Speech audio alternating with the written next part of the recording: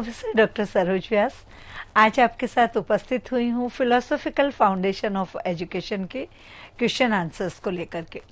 हम पिछले काफ़ी जो हमारे सीरीज हैं, एपिसोड हैं और व्याख्यान हैं, उनमें हम फिलोसॉफिकल फाउंडेशन ऑफ एजुकेशन के बारे में चर्चा करते रहे हैं।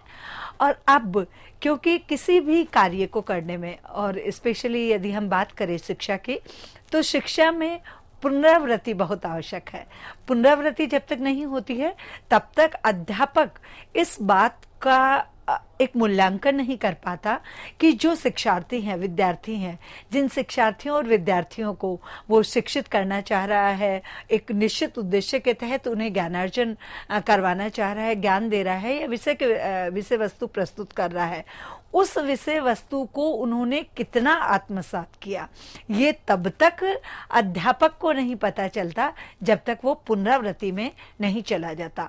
और पुनरावृत्ति के लिए सबसे जो एक सरल, आसान, या मैं ये कहूँ कि बहुत ही महत्वपूर्ण और आवश्यक जो हमारी विधि और प्रविधि है, वो होती है प्रश्नोत्तर के माध्यम से, कि जितना भी हमने पाठ्यवस्तु को, जितना भी हमने विचार विमर्श किया, अध्ययन अध्यापन किया, और उस विचार विमर्श और अध्ययन अध्यापन के बाद में वो जो पाठ्यवस्तु है उसकी पुनरावृत्ति कर ली जाए। और पुनरावृत्ति प्रश्नोत्तर से ज़्यादा अधिक कोई भी एक हमारा प्रविधि नहीं है जिससे हो पाए।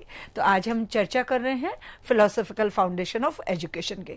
फिलोसॉफिकल फाउंडेशन ऑफ एजुकेशन में इससे जो पूर्व के हमारे व्याख्यान रहे हैं उनमें हमने पढ़ा था शिक्षा क्या है, शिक्षा की परिभाषा के बारे में, शिक्षा की प्रकृति के बारे में, शिक्षा के अंगों के बारे में, शिक्षा के मूलभूत आधार क्या है, शिक्षा के स्रोत कौन कौन से हैं, शिक्षा के क्षेत्र कौन कौन से हो सकते हैं, शिक्षा के प्रकार कौन से हैं, ये सारी चीज़ें हमने विस्तार से पढ़ी थी।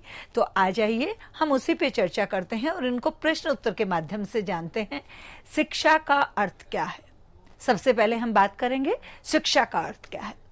ये एक प्रश्न है हमारे सामने, क्योंकि आप भी जितने भी शिक्षार्थी सुन रहे हैं, निश्चित रूप से किसी न किसी पाठ्यक्रम में, चाहे आप फिलॉसफी में पीजी कर रहे हैं, ग्रेजुएशन कर रहे हैं, या शिक्षा शास्त्री कर रहे हैं, शिक्षा आचार्य कर रहे हैं, किसी भी पाठ्यक्रम में हैं, या आप अपना ज्ञानवर्धन करना चाहते हैं, तो उसमें निश्चित रूप से जब ज्ञान का मूल्यांकन, यानी ज्ञान हमने कितना प्राप्त किया और कितना समझ पाए, कितना आत्मसात कर पाए, इसके मूल्यांकन को हम एक कुछ प्रश्न निर्धारित कर लेते हैं और उन प्रश्नों के उत्तर के माध्यम से हम अपना आत्म मूल्यांकन भी कर सकते हैं। तो हमारा सबसे पहला जो प्रश्न हमारे मस्तिष्क में फिलोसॉफिकल फाउंडेशन ऑफ एजुकेशन का अध्ययन अध्यापन करने के बाद में उत्पन्न होता है, वह है शिक्षा का अर्थ क्या है।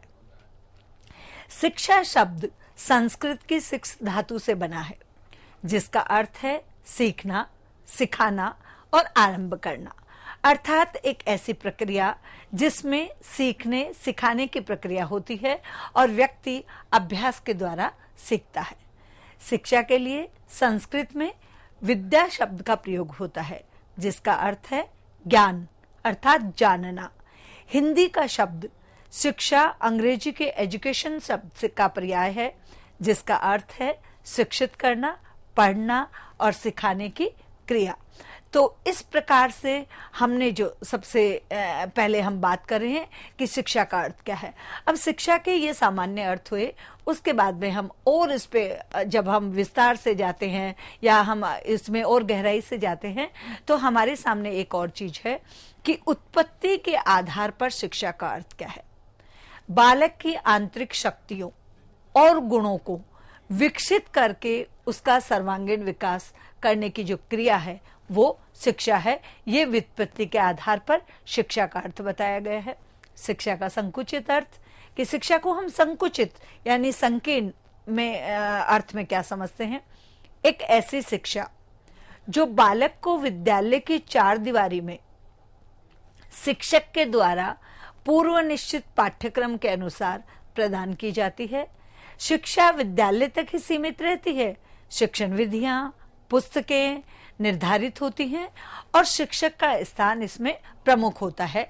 ये शिक्षा की निश्चित परिभाषा है, लेकिन क्योंकि हम एजुकेशनल फाउंडेशन के बारे में बात कर रहे हैं तो उसमें हमें शिक्षा का जो व्यापक अर्थ क्या है उसको भी जान लेना चाहिए। शिक्षा का व्यापक अर्थ है इस प्रकार की शिक्षा जो केवल विद्यालय की चार दीवारी तक ही सीमित नहीं रहकर माता पिता, भाई बहन, मित्र, शिक्षक, पड़ोसी, परिवार, विद्यालय, दुकान, कार्यालय, खेल का मैदान, उद्यान, सिनेमा घर तथा समाज आदि से प्राप्त होती हो। अगर हम इसको और भली प्रकार से समझना चाहें तो हम ये कह सकते हैं कि जीवन में जन्म से लेकर मृत्यु पर्यंत किसी भी माध्यम से और किसी भी व्यक्ति के द्वारा किसी भी परिस्थिति में और किसी भी अनुभव से हम जो सीखते हैं वो शिक्षा है। ये शिक्षा का व्यापक अर्थ है। व्यापक अर्थ में शिक्षा एक ऐसी प्रक्रिया है जो जीवन पर्यंत चलती है और जीवन के प्रत्येक अनुभव से उसमें वृद्धि होती है। व्यापक अर्थ में शिक्षा मानव को जन्म से लेकर मृत्यु तक प्रभावित करती है। इस प्रकार से शिक्षा के जो इतने सारे हमने व्युत्पत्ति के आधार पर संकुचित अर्थ, व्यापक अर्थ समझा और हम अब बात करेंगे शिक्षा के वास्तविक अर्थ की। शिक्षा मानव जीवन के विकास की एक ऐसी प्रक्रिया है जो बालक की व्यक्तिगत योग्यताओं, क्षमताओं और रुचियों को ध्यान में रखकर उसका मानसिक, सामाजिक, सांस्कृतिक, आध्यात्मिक और नैतिक विकास करती है तथा उसके विचार एवं व्यवहार में परिवर्तन करती है। ये शिक्षा का वास्तविक अर्थ हुआ, जो स्वयं उसके परिवार के, समाज के, राष्ट्र के और संपूर्ण विश्व के लिए हितकर होती है। शिक्षा शैशव अवस्था से लेकर प्रौढ़ावस्था तक चलने वाली व्यापक एवं नियमित प्रक्रिया है। तो इस प्रकार से हमने आज ये जो हम चर्चा कर रहे हैं, यानी हम जो एजुकेशनल हमारा फाउंडेशन है या फिलॉसफी हमारा पेपर है, फिलोसॉफिकल फाउंडेशन ऑफ एजुकेशन, उसमें जब हमने शिक्षा की बात करी, शिक्षा क्या है, तो हमने शिक्षा के विभिन्न प्रकार से अर्थ समझे। हमने शिक्षा किसे कहते हैं, शिक्षा का की व्युत्पत्ति कहाँ से हुई, शिक्षा का संकुचित अर्थ क्या है, शिक्षा का व्यापक अर्थ क्या है और शिक्षा का वास्तविक अर्थ क्या है। अब हम आगे बढ़ते हैं और शिक्षा की परिभाषाएं, क्योंकि जो जितने भी शिक्षाविद, विद्वान या दार्शनिक हुए हैं उन्होंने अपने अनुभव के आधार पर कुछ जो भी शिक्षा है उसको कुछ अपने शब्दों में बांधा है और उसे हम परिभाषाएं कहते हैं। तो सबसे पहले हम शिक्षा की परिभाषाओं में पाश्चात्य शिक्षाविदों के अनुसार शिक्षा क्या है उस पर बात करेंगे। और इसमें जो सुकारात महोदय है उनकी शिक्षा बहुत ही सारगर्भित मुझे लगती है, जो मैं आपके साथ इसको समझने का प्रयास कर रही हूँ। शिक्षा का अर्थ प्रत्येक मानव के मस्तिष्क में अदृश्य रूप से विद्यमान संसार के सर्वमान्य विचारों को प्रकाश में लाना है, ऐसा सुकारात ने कहा है। फिर प्लेटो कहते हैं शिक्षा विद्यार्थी के जीवन और आत्मा में उन सब सौंदर्य और पूर्णता का विकास करती है जिसके योग्य वह है।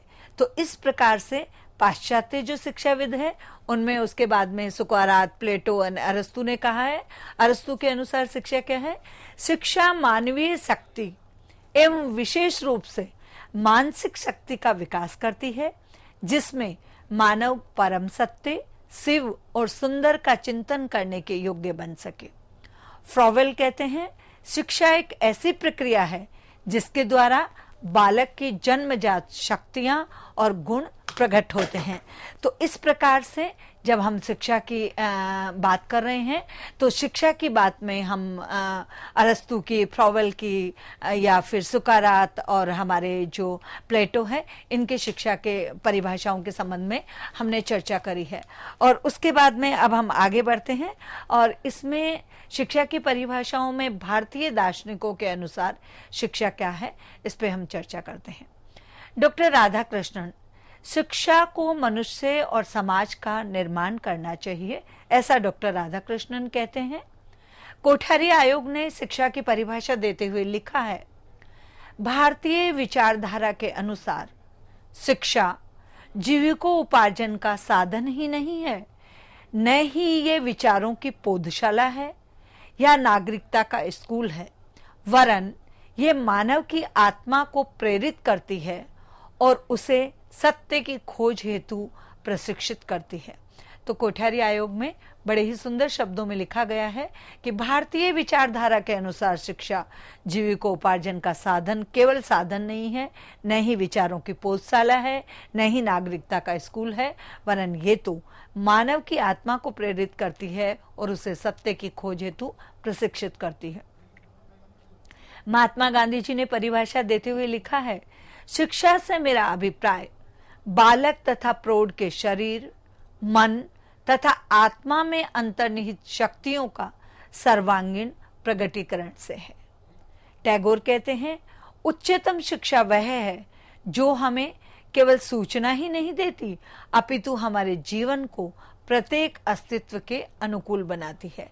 तो इस प्रकार से हमने शिक्षा, हमारा जो दूसरा प्रश्न था वो ये था कि शिक्षा की परिभाषाएं क्या है, या शिक्षा की परिभाषा देते हुए विभिन्न विद्वानों ने क्या कहा है। आज की श्रृंखला में जब हमने बात करी कि शिक्षा की परिभाषाएं दीजिए, तो शिक्षा की परिभाषाओं में हमने सबसे पहले पाश्चात्य जो हमारे शिक्षाविद है उनमें सुकारात, प्लेटो, अरस्तु और फ्रोविल की परिभाषा पर चर्चा करी, और उसके बाद भारतीय जो दार्शनिक है उसमें डॉक्टर राधाकृष्णन, कोठारी आयोग, महात्मा गांधी और टैगोर की जो शिक्षा की परिभाषा है उन पर चर्चा करी। अब हम आगे बढ़ते हैं और हमारा अगला प्रश्न, पुनरावृत्ति की ओर जब हम चलते हैं तो हमारा अगला प्रश्न है शिक्षा की प्रकृति, यानी शिक्षा की प्रकृति क्या है। शिक्षा एक उद्देश्यपूर्ण और सचेतन प्रक्रिया है। शिक्षा जीवन पर्यंत चलने वाली अनवरत प्रक्रिया है। अनवरत यानी जो कभी भी रुकती नहीं है, वो ऐसी प्रक्रिया है। शिक्षा एक सामाजिक प्रक्रिया है। शिक्षा एक गतिशील प्रक्रिया है। शिक्षा द्विमुखी प्रक्रिया है। शिक्षा त्रिमुखी प्रक्रिया है। शिक्षा विकास की प्रक्रिया है। तो इस प्रकार से जब शिक्षा की प्रकृति के बारे में हम बात करते हैं तो सबसे पहले है कि शिक्षा सचेतन प्रक्रिया है और वो अनवरत चलती है। समाज की प्रक्रिया है, क्योंकि व्यक्ति जो है वो सामाजिक प्राणी है और व्यक्ति जब शिक्षित होता है तो समाज भी शिक्षित होता है। गतिशील है, रुकती नहीं है, चलती रहती है।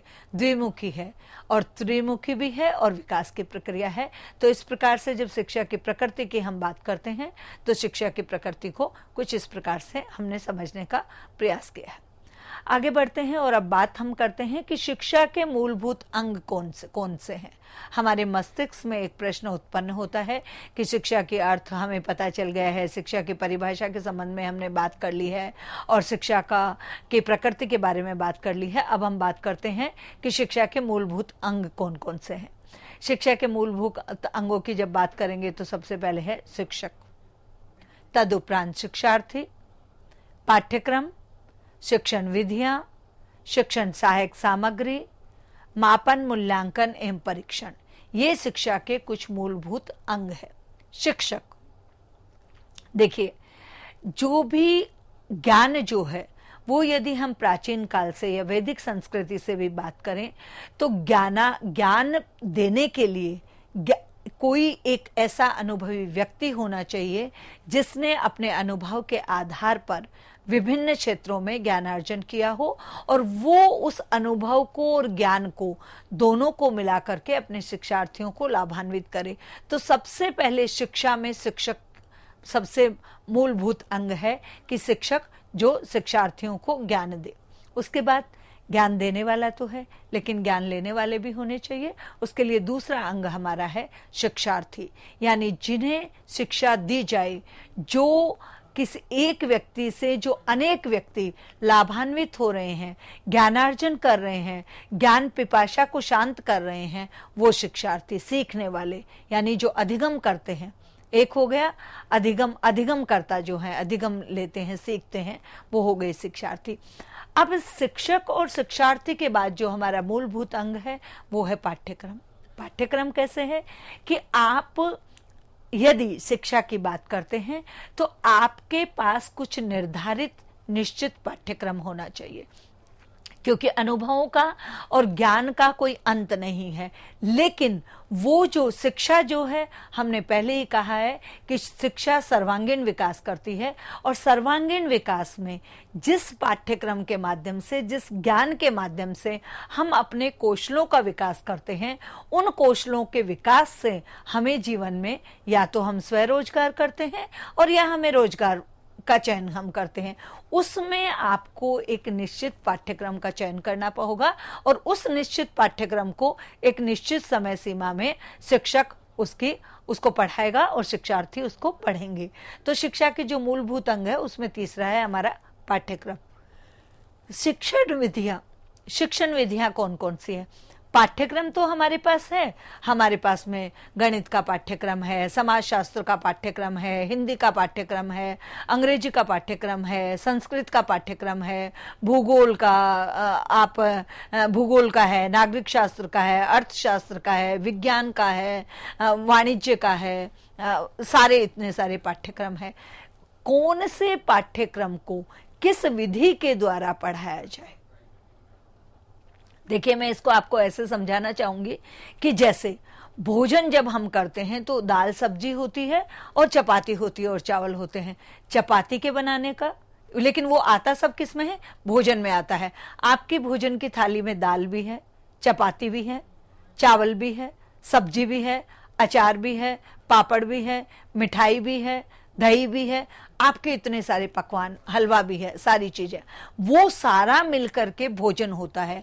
लेकिन उस भोजन को, तो ये सारा एक तरह से हमारा पाठ्यक्रम हो गया। उस भोजन को जब आप बनाएंगे तो हर एक खाद्य वस्तु है उसके बनाने की विधि अलग है। तो ऐसे ही जब हम शिक्षा की बात करते हैं तो हर विषय को पढ़ाने की और विषय में भी उपविषय को पढ़ाने की शिक्षण विधियां भिन्न भिन्न होती हैं। जैसे व्याख्यान विधि है, या फिर ब्रेन स्टॉर्मिंग विधि है, या फिर आप पुनरावृत्ति विधि है, या फिर आपका शामपट्ट विधि है, प्रश्नोत्तर विधि है, व्यास विधि है, आगमन निगमन विधि है, विभिन्न प्रकार की विधियां हैं, उनका चयन होता है। तो ये भी एक मूलभूत अंग है। उसके बाद में हमारा आता है शिक्षण सहायक सामग्री। देखिए, अभी अभी हमने भोजन की बात करी, और भोजन पेट की क्षुधा को, यानी भूख को शांत करने के लिए आपको यदि दाल चावल या केवल रोटी सब्जी मिल जाए, वो आपके लिए बहुत पर्याप्त, वो भी भोजन है। लेकिन उस भोजन में यदि आपने उस थाली में रायता भी रख दिया, पापड़ भी रख दिए, चावल भी रख दिए, अचार भी रख दिए, मिठाई भी रख दी, नमकीन भी रख दिया, सैलेड भी रख दिया, तो वो क्या हो जाएगा? वो ज्यादा आकर्षित हो जाएगी, वो ज्यादा आपको अपनी तरफ खींचेगी, आपकी जो भूख है वो और ज्यादा जागृत हो जाएगी। ऐसे ही जब हम शिक्षार्थी को पाठ्यक्रम को लेकर के शिक्षण विधियों से जब अधिगम करवाता है, तो उस समय यदि हमारे पास सहायक सामग्रियां होती है तो विद्यार्थी ज्यादा उत्साहित होकर के, ज्यादा प्रोत्साहित होकर अध्ययन अध्यापन करता है। तो ये शिक्षण सहायक सामग्री भी मूलभूत अंग के अंतर्गत आएगी। और उसके बाद में है मापन, मूल्यांकन एवं परीक्षण। अब अभी हमने आज का जो ये व्याख्यान श्रृंखला है, इसकी चर्चा ही ऐसे ही करी है कि जो भी पढ़ा है या पढ़ाया गया है उसका मापन कैसे होगा, कि आपने जो पाठ्यक्रम पढ़ा है, शिक्षक ने अपना ज्ञान दिया है और शिक्षार्थी ने ग्रहण किया है, वो कितना ग्रहण किया है, शिक्षक ज्ञान देने में कितना सफल हुआ और शिक्षार्थी ग्रहण करने में कितना सफल हुआ, इसके लिए मापन और मूल्यांकन और परीक्षण जरूरी है।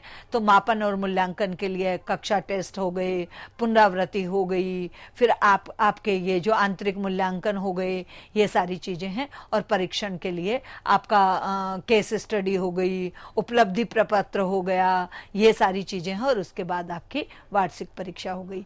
तो शिक्षा के जो मूलभूत अंग हैं उन पे हमने कहा कि शिक्षा के मूलभूत अंग कौन कौन से हैं। हमारे मस्तिष्क में ये प्रश्न उठा और इस पे जब हमने विस्तृत सोचा और चर्चा की तो सामने निकल के आया शिक्षक, शिक्षार्थी, पाठ्यक्रम, शिक्षण विधियां, शिक्षण सहायक सामग्री, मापन, मूल्यांकन एवं परीक्षण, ये हमारी शिक्षण विधियां। अब आगे बढ़ते हैं, और आगे जब हम बढ़ते हैं तो हमारे सामने एक चीज आती है, शिक्षा का आधार क्या है, किस आधार पर शिक्षा दी जाए, यानी शिक्षा के मुख्य आधार क्या है। और शिक्षा के मुख्य आधार में हमारा आएगा, शिक्षा का दार्शनिक आधार है, शिक्षा का मनोवैज्ञानिक आधार है, शिक्षा का वैज्ञानिक आधार है, शिक्षा का सामाजिक अधिकार है, आधार है। और ये जो है ये मुख्य आधार है, जिसमें हमने बात करी शिक्षा का दार्शनिक आधार। दार्शनिक यानी दर्शन क्या है शिक्षा का, वो फिर क्या है, मनोविज्ञान। बालक का जो है वो मनोविज्ञान के आधार पर, मन की जांच करके उसके आधार पर शिक्षा दी जाती है। वैज्ञानिक यानी उसकी प्रामाणिकता होनी चाहिए, उसकी गुणवत्ता होनी चाहिए। और क्योंकि अभी भी अब मैंने आपसे कहा है कि मनुष्य सामाजिक प्राणी है, तो समाज के लिए शिक्षा है, इसलिए सामाजिक आधार भी होना चाहिए। ये तो हमारी बात हुई आधारों की। और आधार के बाद में जब हमारा आता है शिक्षा के प्रमुख स्रोत कौन कौन से हैं, तो शिक्षा के हमारे प्रमुख स्रोत हैं परिवार, विद्यालय, समाज और राज्य। सबसे पहले परिवार से शिक्षित होता है व्यक्ति, उसके बाद विद्यालय से, और विद्यालय के बाद समाज, और समाज के बाद राज्य से वो शिक्षित होता है। तो इस प्रकार से आज की जो ये हमारा विचार विमर्श था, चर्चा थी या व्याख्यान था, इस व्याख्यान में हमने जो आज तक इसका फिलोसॉफिकल फाउंडेशन ऑफ एजुकेशन, शिक्षा के दार्शनिक सिद्धांतों के बारे में और दर्शन और शिक्षा के बारे में जो विस्तृत चर्चा करी, उसमें आज की हमारी पुनरावृत्ति में हमने जाना कि शिक्षा का अर्थ क्या है, शिक्षा की परिभाषाएं क्या हैं, शिक्षा की प्रकृति क्या है, शिक्षा के अंग कौन कौन से हैं, शिक्षा का आधार क्या है, और शिक्षा के प्रमुख स्रोत कौन कौन से हैं। तो इस प्रकार से हमने आज पुनरावृत्ति में पुनः अपनी आवृत्ति कर ली है। और इन्हीं शब्दों के मैं उम्मीद करती हूँ कि आप इसको और अच्छी तरह से आज पुनरावृत्ति के माध्यम से समझ पाए होंगे। और इन्हीं शब्दों के साथ मैं अपनी वाणी को विराम देती हूँ। धन्यवाद।